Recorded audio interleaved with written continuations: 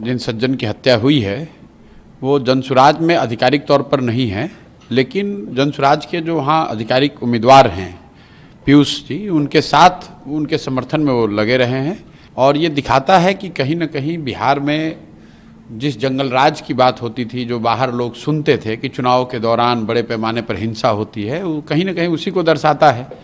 चुनावी मतभेद होना, आरोप प्रत्यारोप लोकतंत्र का हिस्सा है, लेकिन किसी की हत्या हो जाना, वो आदमी सही है गलत है, उसने क्या किया नहीं किया, वो बहस का मुद्दा हो सकता है, लेकिन लोकतंत्र में हिंसा की जगह नहीं हो सकती। और किसी की हत्या हो जाना ये तो प्रशासन की और यहाँ पर जो लोग विधि व्यवस्था में लगे हुए हैं उनकी जिम्मेवारी है, और ये सीधा सीधा उनका फेलियर है। मोकामा के लोगों से क्या अपील करेंगे, क्योंकि दोनों गठबंधन के जो प्रत्याशी हैं वो बाहुबली छवि के कहलाते हैं? मोकामा के लोगों से ही नहीं, पूरे बिहार के लोगों से ये इस घटना का हवाला देते हुए ये कहेंगे कि मैं जो जनसुराज हमेशा कहता है कि गलत के साथ रहिएगा तो गलत ही होगा।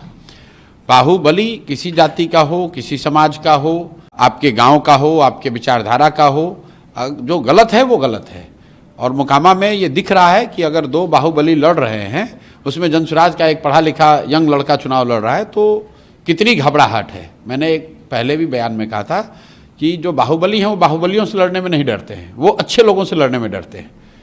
तो जनसुराज ने ये विकल्प जनता को दिया है, सिर्फ मोकामा में नहीं दिया है, बिहार के बहुतेरे ऐसे क्षेत्र में जहाँ यहाँ से बालू माफिया, शराब माफिया, बड़े नेताओं के बच्चे भ्रष्टाचारी लड़ रहे हैं, उनके सामने स्वच्छ लोगों का एक विकल्प दिया गया है। अब बिहार की जनता पर है कि वो स्वच्छ लोगों को चुनती है या फिर वही पुराने भ्रष्टाचारियों को, बाहुबलियों को चुनती है। स्कूल का बस्ता छाप पर बटन दबाएं, जनसुराज को विजयी बनाएं।